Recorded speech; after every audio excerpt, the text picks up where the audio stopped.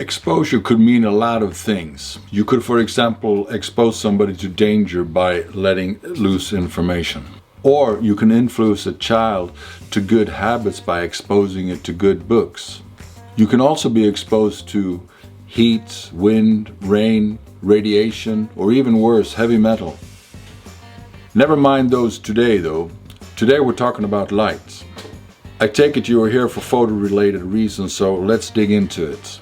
In the back of the camera there's a plate called the sensor, in complete darkness until you evil bastard, choose to do otherwise by pressing the button on the camera.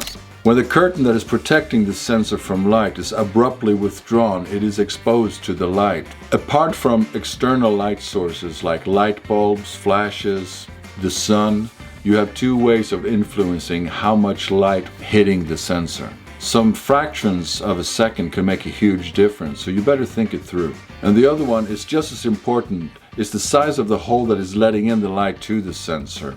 We who like to throw ourselves with fancy words, we call that for the aperture. Now, hold on, you say. ISO. That one is part of the equation too when it's come to the exposure, isn't it? Well, no, not really.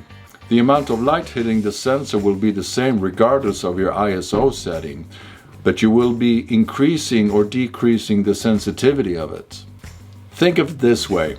That heavy metal song you were dancing to all night is not so fun when you listen to it in the morning after now, is it? When you're all sensitive. It appears to be just like, some noise. And as a fun fact, that is exactly what happens to the ISO as well. When you raise the ISO value, you also introduce noise to the picture. So just leave it as low as possible. Take my word for it. If you want to know more about photography, then check out my other videos. They're longer and they're more into depth. Just have a look at them. You will hopefully learn a lot. Oh yeah, why not subscribe and get that notification button clicked in there, and you will actually know when there's a new video up here for you to watch. Thank you.